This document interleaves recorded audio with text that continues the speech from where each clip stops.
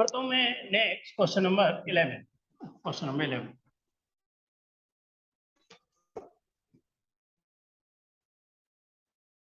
Question number 11 लिख रहा हूँ तो फिर ना सोचिएगा। देखो अब तो है ना, आप मिसलेनियस पे आ रहे हो तो थोड़ा खुद भी सोच सकते हो कि क्वेश्चन को कैसे करने के ऑप्शन हो सकते हैं। पढ़ता हूँ एक बार क्वेश्चन नंबर 11, फिर एक बार आप सोचेंगे, है ना। क्वेश्चन नंबर 11 लिखता हूँ मैं आपके लिए। क्वेश्चन नंबर 11 कह रहे हैं इन्हीं जीपी, यानी कि पहले तो बात कर रहे हैं यहाँ पर जीपी यानी कि geometric progression series, consist of even number of terms. हाँ जी, कभी भी इवन है तो हम क्या मानेंगे, इसको 2n मानेंगे ना। इवन को रिप्रेजेंट करते हैं 2n टर्म से। If the sum of all terms यानी कि s2n is equal to 5 times यानी कि 5 गुना sum of terms occupying odd place. Sum निकालना है किसका, ऑड प्लेसेस का, sum of odd places. Then find the common ratio, यानी कि हमें कॉमन रेशो की वैल्यू निकालनी है। चलिए पढ़ते हैं अब इस क्वेश्चन को। मैं चाहूंगा कि इस क्वेश्चन को एक बार खुद सोचें जरा, है ना। सॉल्यूशन पहले ले लिया हमने ए, फिर क्या लेंगे ए आर, फिर लेंगे ए आर स्क्वायर, और यहाँ पे कितनी होंगी हमारे पास 2n टर्म्स। पहले बात क्लियर है। टर्म्स कितनी है, इवन, और इवन को रिप्रेजेंट करते हैं हम 2n से। तो यहाँ पे कितना हो गया s2n 5 times sum of odd places, odd term यानी कि ऑड टर्म का मतलब क्या आएगी, पहली टर्म a, फिर क्या आएगी थर्ड टर्म ए आर स्क्वायर, फिर ए आर क्यू हटेगा यानी कि ए आर 4। हाँ ये बता सकते हो कि अभी टर्म कितनी हो जाएंगी, पहले जो टर्म थी वो 2n टर्म थी, अब मैंने टर्म्स केवल ऑड प्लेसेस वाली ली हैं, अब ये टर्म कितनी होंगी, हाँ n होंगी, है ना, ध्यान रखना। 1, 2, 3, 4, 5, 6, 7, 8, 9, 10। 1 ले रहा हूँ, 3 ले रहा हूँ, 5 ले रहा हूँ, 7 ले रहा हूँ, 9 ले रहा हूँ। ऑड प्लेसेस वाली 1, 2, 3, 4, 5 यानी क्या हो गई, आधी टर्म हो गई। अरे 2n टर्म थी तो टर्म कितनी हो गई हमारी, n टर्म। पहले तो को हर चीज का लॉजिक ध्यान रखना होगा, कुछ भी भूल गए तो गलत हो जाएगा आंसर। S2n, S2n मतलब इनका सम का फॉर्मूला क्या होता है, ए आर, आर की पावर कितनी हो गई 2n माइनस 1 अपॉन में r माइनस 1। क्लियर है मेरी बात। सम का फॉर्मूला जानते होगे, a इंटू आर की power 2n minus 1 upon r minus 1 is equal to 5 times. अब इनका सम और टर्म कितनी है, ये n है। हाँ जी, आर की बता सकते हो कि इसमें फर्स्ट टर्म क्या है, a है। कॉमन रेशो, हाँ कॉमन रेशो आर नहीं है, कॉमन रेशो आर स्क्वायर है। ए इंटू आर स्क्वायर की power n minus 1 upon R square minus 1। पहले इस बात को आपको अच्छे से समझना होगा। अब कॉमन रेशो आर नहीं है, आर स्क्वायर हो गया। जरा सोच के बताना, आंसर आ गया, आंसर आ चुका है बस। इंटू आर की पावर 2n माइनस 1 अपॉन में r माइनस 1 5, यहाँ a इंटू, हाँ जी ये क्या बन गया, r की पावर 2n माइनस 1। इसमें कोई दिक्कत तो नहीं है, पावर के ऊपर पावर है, पावर मल्टीप्लाई हो गई। और जो आर स्क्वायर माइनस 1 है वो क्या बन गया, r माइनस 1 और r प्लस 1, ए स्क्वायर माइनस बी स्क्वायर। भाई ये तो 2n टर्म थी ही, तो इसमें कोई बात ही नहीं है। यहाँ पर क्या था, टर्म तो n थी मगर r स्क्वायर था, तो r स्क्वायर की पावर n लिखा, यहाँ r की पावर 2n लिखा। पूरा लॉजिक है हर चीज के पीछे, कोई दिक्कत तो डिस्कस कर सकते हो, डिस्कस पूरा कर सकते हो, कहीं भी दिक्कत है। इससे ये क्या हो गया, n से कैंसिल, r माइनस 1 से r माइनस 1 क्या हो गया, कैंसिल, a से a क्या हो गया, कैंसिल। देखते हैं ना, सब कुछ कैंसिल हो गया। अब जब r प्लस 1 इधर आएगा तो जो r प्लस 1 है इसने क्या बना दिया 5, तो r की वैल्यू क्या बना दी इसने 4, यानी कि कॉमन रेशो ही निकलवा रहा था, और कॉमन रेशो का जो आंसर है वो कितना आ गया 4, इसका आंसर आ गया। क्लियर है मेरी बात ये, है ना। चलो देख लीजिए अच्छे से, फिर अगले क्वेश्चन को आते हैं, अगले क्वेश्चन को स्टार्ट करते हैं।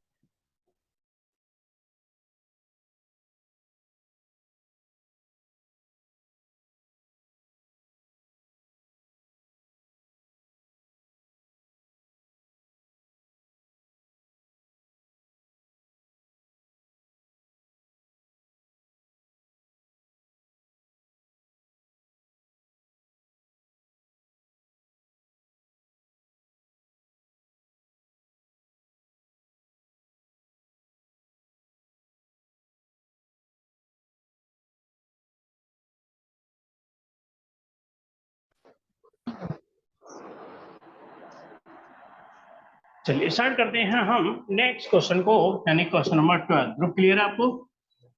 क्वेश्चन नंबर 12 को थोड़ा रिवाइज बस कर लीजिए एक बार घर जा करके, तो साथ साथ आपको बहुत कुछ सीख जाओगे आप, साथ साथ कोई दिक्कत नहीं आएगी जरा। नेक्स्ट लिख रहे हैं हम क्वेश्चन नंबर 12। क्वेश्चन नंबर 12 क्या कह रहे हैं? क्वेश्चन नंबर 12 ये कह रहे हैं sum of first 4 terms of an AP.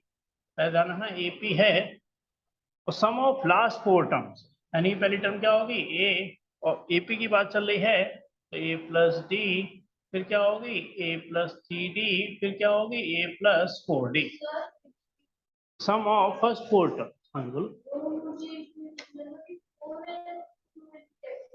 कौन सा वाला? ये कैसे आ गया? देखिए जो टर्म है वो कितनी है 2n है। ए क्या है? फर्स्ट टर्म है। कॉमन रेशियो क्या है? आर है। फॉर्मूला देखो ए आर की पावर एन, और एन थोड़ी लिखूंगा क्योंकि टर्म तो 2n है ना। तो ए आर की power 2n minus 1 upon R minus 1, ये समझ में आ गया।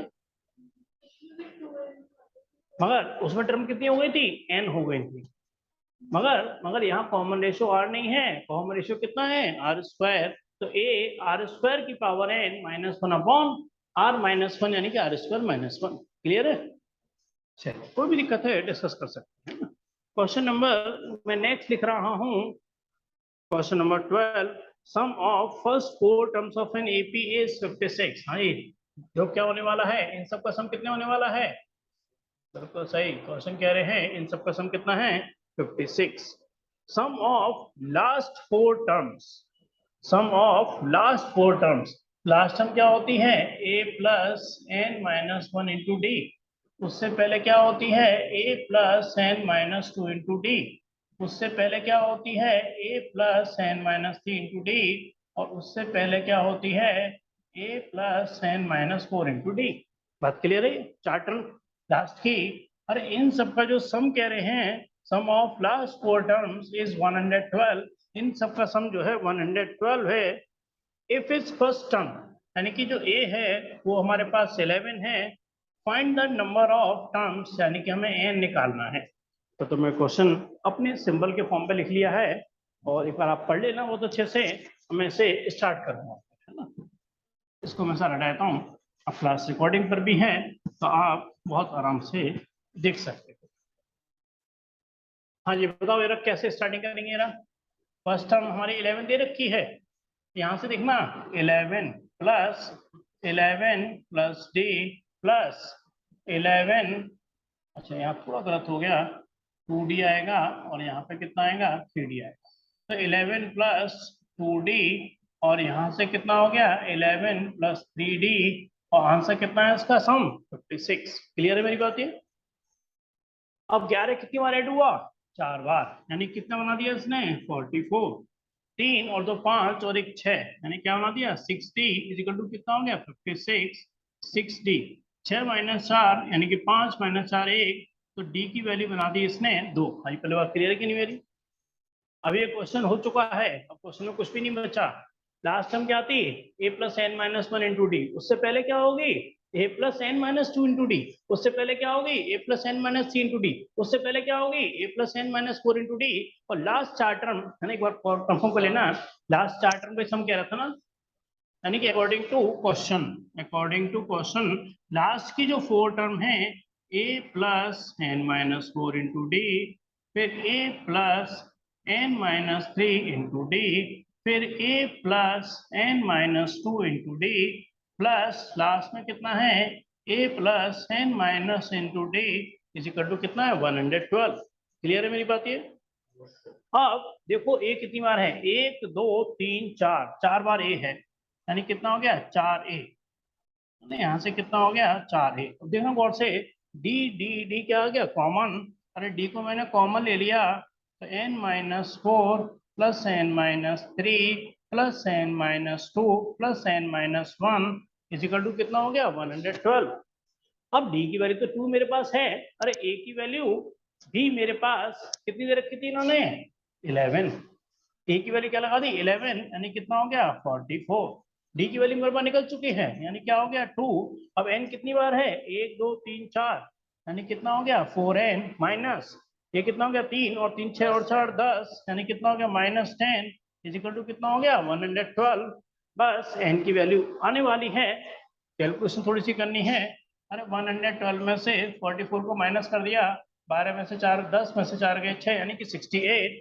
यहाँ से कितना हो गया 2, है ना, यहाँ से क्या लिखेंगे 2 ब्रैकेट में 4n माइनस 10 इजिकल टू कितना हो गया 68। 2 से यहाँ से कितना हो गया 34, यहाँ से 4n 34 प्लस 10 यानी कितना हो गया 44। अरे n की वैल्यू कितनी हो गई 11, यानी कि इसके अंदर टोटल जो नंबर ऑफ टर्म्स हैं वो हमारे पास 11 है। एक बार आंसर चेक कर लेना, और कोई कंफ्यूजन मेरे को नहीं है, बिल्कुल परफेक्ट आंसर है। फिर भी कोई दिक्कत है एक बार चेक कर लीजिए, फिर इसको आगे बढ़े, है ना।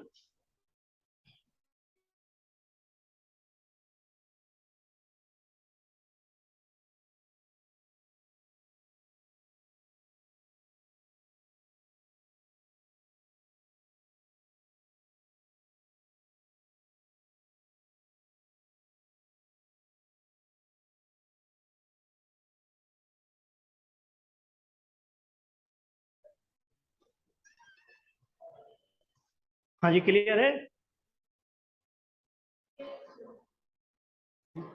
यदि आपको क्लियर है, कुछ कंफ्यूजन नहीं, कुछ पूछा तो नहीं इसमें।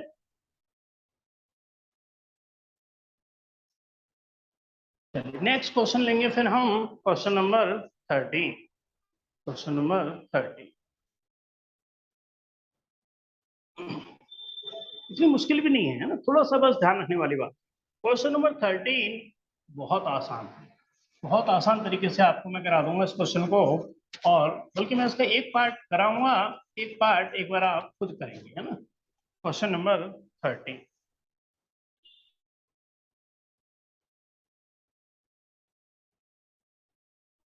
क्वेश्चन नंबर 13 में कह रहे हैं हमसे, यहाँ से a plus B X upon A minus B X, फिर यहाँ पर है b प्लस सी एक्स, यहाँ से है b माइनस सी एक्स, यहाँ से है c प्लस डी एक्स, और यहाँ से है c माइनस डी एक्स।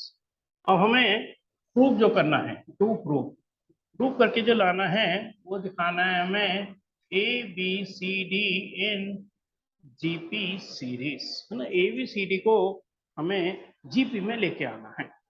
आज अपना सजेशन देना चाहेंगे कोई आप में से, कोई भी अपना सजेशन जो भी थोड़ा दिमाग में आ रहा हो कि कैसे मैं ला सकता हूँ ए बी सी डी को जीपी में। तो लॉजिक सोचो जरा कि A B C D GP में है।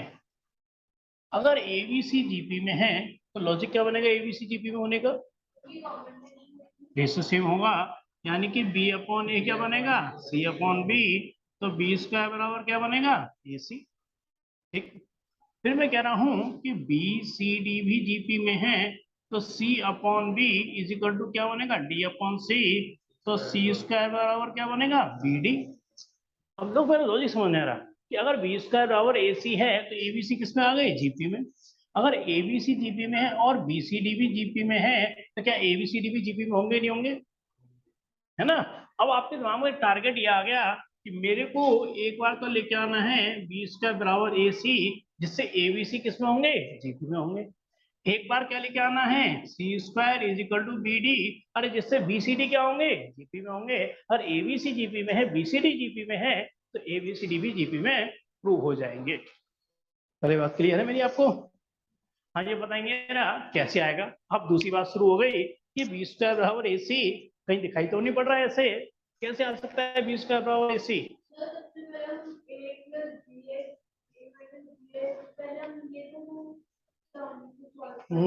बिल्कुल सही कह रहे हो। हाँ ये समझ में आया क्या करें, बस क्या बताओ।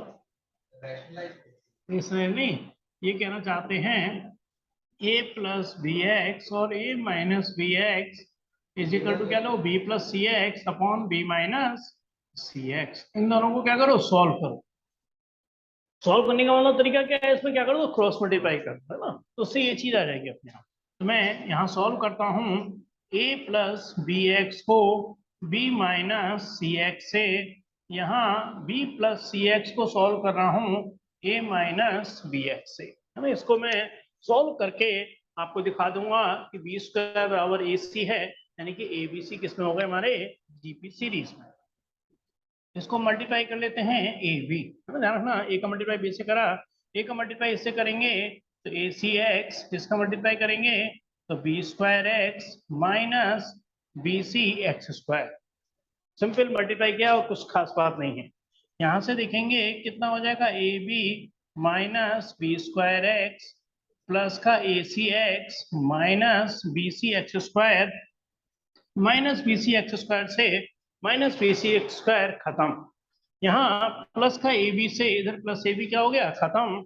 अब टारगेट ध्यान रखना बी स्क्वायर बराबर ए सी, अरे इस बी स्क्वायर एक्स को उधर ले आओ, तो बी स्क्वायर एक्स इधर है और बी स्क्वायर एक्स इधर और आ जाएगा, तो इसको क्या मिल जाएगा एक तरीके से 2b² एक्स। ये जो ए सी एक्स उधर जाके पॉजिटिव हो जाएगा तो क्या मिल जाएगा उसको twice of A C X, तो 2 से 2 क्या हो गया खत्म, एक्स से एक्स क्या हो गया खत्म, तो यानी कि क्या बन गया B square is equal to A सी।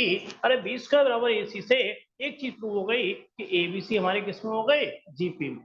पहली बात क्लियर है। दूसरा पार्ट मैं चाहूंगा एक बार जरा करके देखें। हाँ दूसरा पार्ट कैसे होगा यार, कुछ पैथोलॉजिक बताओ कि दूसरा पार्ट कैसे। हाँ बस इन दोनों को, है ना, फॉर्मेलिटी है। अब केवल इसी तरीके से दूसरा वाला पार्ट भी प्रूव हो जाएगा। दूसरे से आएगा C square is equal to B D, पहले से आया B square is equal to A C, दूसरे से आएगा C square is equal to B D, पहले से ए बी सी जीपी में, दूसरे से बी सी डी जीपी में, तो ए बी सी डी भी किस में हो गए जीपी में। इस तरीके से ये क्वेश्चन हमारा कंप्लीट होगा। तो फॉर्मेलिटी है वैसे तो, मगर फिर भी मैं पूरा कर रहा हूँ आपके लिए, तो छोड़ नहीं रहा, जिससे कि आपको कहीं भी दिक्कत नहीं आनी चाहिए। तो लॉजिक में कुछ खास बात नहीं है, b प्लस सी एक्स, यहाँ से b माइनस सी एक्स, यहाँ से कितना हो गया c प्लस डी एक्स, और यहाँ से कितना हो गया c माइनस डी एक्स, यहाँ से कितना हो गया b प्लस सी एक्स, यहाँ से c माइनस डी एक्स, फिर यहाँ से b माइनस सी एक्स, और यहाँ से c प्लस डी एक्स। चलिए इसको मल्टीप्लाई वगैरह करते हैं और आपको दिखाते हैं C square is equal to B D, है ना। यहाँ से क्या हो गया बी सी माइनस का बी डी एक्स प्लस का C square X minus C D X square.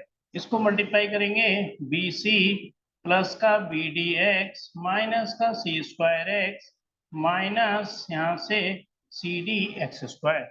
B C से बी सी यहाँ से खत्म, है ना, और देखेंगे minus C D X square से माइनस सी डी स्क्वायर खत्म, यानी कि हमारे पास जो टारगेट था वो पूरा हो चुका है। Twice of C square X, twice of B D X, 2 से 2 कैंसिल, एक्स से एक्स कैंसिल, तो C square is equal to क्या हो गया बी डी, यानी कि एक तरीके से जो बी सी डी है वो भी हमारे किसमें प्रूव हो गए जीपी सीरीज में। हाँ जी क्लियर है, आपको कोई कंफ्यूजन तो नहीं इसमें। नहीं 5:15 तक तो नहीं भाई, क्योंकि 12 की उनकी क्लास है। ये क्वेश्चन देख लेता हूँ, अगर होता है तो क्वेश्चन नंबर 14, मगर 14 नहीं कराएंगे आप। 14 काफी लेंदी क्वेश्चन है और बहुत प्रैक्टिस वाला भी है, इसलिए 14 क्वेश्चन को हम नेक्स्ट क्लास में ही लेके चलेंगे। 15 कराता हूँ, है ना। ये क्वेश्चन आपके लिए फटाफट में 15 वाला कराता हूँ। 14 को थोड़ा सा समझाने वाला है, लॉजिकली ज्यादा है इसमें, इसलिए मैं इस क्वेश्चन को नेक्स्ट क्लास में लूंगा। क्वेश्चन नंबर मैं ले रहा हूं अभी आपके लिए 15। ये कह रहे हैं हमारे पास एपी सीरीज है जिसमें जो pth टर्म है वो a के बराबर है, और यहाँ से जो qth टर्म है वो b के बराबर है, यहाँ जो rth टर्म है वो c के बराबर है, रेस्पेक्टिवली दे रखे हैं। हमें शो जो करना है, यानी कि हमें प्रूव करके लाना है, वो है q minus R into A plus R minus P into B plus यहाँ से है p minus Q into C is equal to 0। और ध्यान रखना इस क्वेश्चन में एक आपको विशेष ध्यान रखना होगा कि फर्स्ट टर्म को भी हम a मान के चलते हैं, और जो pth टर्म है ना वो भी a है, अब ये कंफ्यूजन हो जाएगा आपके लिए थोड़ी देर बाद कि ये कौन सी थी, फर्स्ट टर्म वाली थी या पीएड टर्म वाली थी, बात समझ नहीं, कंफ्यूजन हो जाएगा। तो इसलिए सॉल्यूशन करते समय हाँ, यहाँ जो फर्स्ट टर्म है उसको मैं कैपिटल ए मानूंगा, और एपी सीरीज है तो जो कॉमन डिफरेंस है उसको भी मैं कैपिटल डी से रिप्रेजेंट करूंगा, है ना, जिससे कंफ्यूजन नहीं होगा। पीएच टर्म क्या हो गया, A plus P minus one into capital D बराबर ए। क्यू टर्म यानी कि A plus Q minus one into capital D बराबर बी। आर ए टर्म यानी कि A plus R minus one into capital D बराबर C. इसमें कोई दिक्कत नहीं होनी चाहिए, है ना। और ध्यान रखना मैं क्या करने वाला हूँ, ए की वैल्यू और इस बी की वैल्यू और इस सी की वैल्यू कहाँ पुट कर रहा हूँ, यहाँ पर LHS में, लेफ्ट हैंड साइड, है ना। तो मैं लेफ्ट हैंड साइड में स्मॉल ए स्मॉल बी और स्मॉल सी की वैल्यू को पुट कर रहा हूँ। तो यहाँ से कितना हो जाएगा, स्मॉल ए की वैल्यू पुट करते ही A plus P minus one into D का मल्टीप्लाई किससे होगा, क्यू माइनस आर से। बी की वैल्यू लगाएंगे तो A plus Q minus one into D का मल्टीप्लाई किससे होगा, आर माइनस पी से। सी की वैल्यू लगाएंगे A plus R minus one into capital D, इसका मल्टीप्लाई किससे होगा, पी माइनस क्यू से। बात क्लियर है मेरी, यहाँ तो कोई लॉजिक में दिक्कत तो नहीं, पूछना है इस बार की आपको लॉजिक वाइज। देखो पी टर्म क्या है, ए है, तो पी टर्म क्या हो गई, A plus P minus one into D. Q term क्या हो गई, A plus Q minus one into D. R term क्या हो गई, A plus R minus one into D, है ना। और small A small B small C की वैल्यू मैंने उठा करके तीनों जगह पर लगा दी है, और सबको सॉल्व होने पे आंसर क्या आना चाहिए, जीरो, यानी राइट हैंड साइड हमारे पास जीरो है। मैं इसको देखो जरा देखना यहीं पर ही है, मैं कैसे आसान तरीके से कर रहा हूँ। कैपिटल ए का मल्टीप्लाई किससे होगा, क्यू माइनस आर से। फिर यहाँ कैपिटल ए का मल्टीप्लाई किससे होगा, तो कैपिटल ए मैंने कॉमन ले लिया, क्या हो गया, आर माइनस पी। अरे कैपिटल ए का मल्टीप्लाई किससे होगा, पी माइनस क्यू से। कैपिटल ए को मैंने कॉमन ले लिया, माइनस क्यू से प्लस क्यू खत्म, माइनस पी से प्लस क्यू खत्म, माइनस आर से प्लस आर, क्या हो गया आंसर, ये जीरो।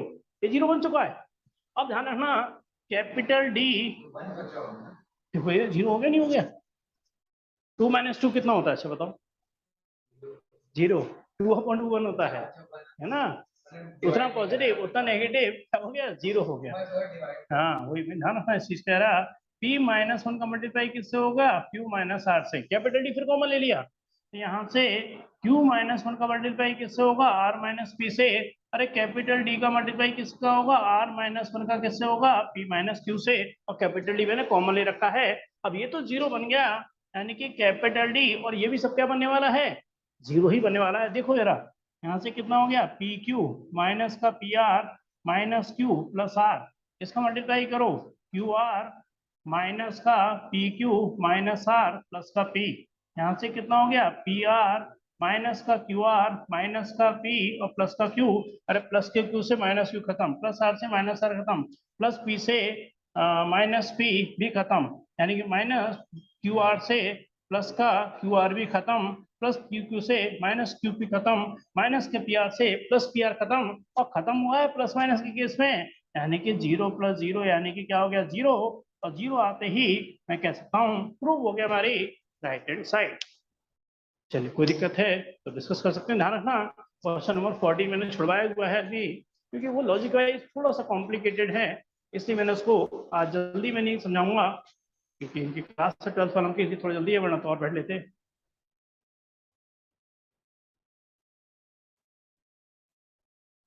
यदि क्लियर है क्लास ज्वाइन कर सकते हैं आपके लिए। मैं क्लास को ना एंड करूंगा, क्योंकि 12th वाली क्लास की फिर रिकॉर्डिंग स्टार्ट करनी है ना, तो मैं क्लास को एंड कर रहा हूँ आपके लिए 11th के लिए।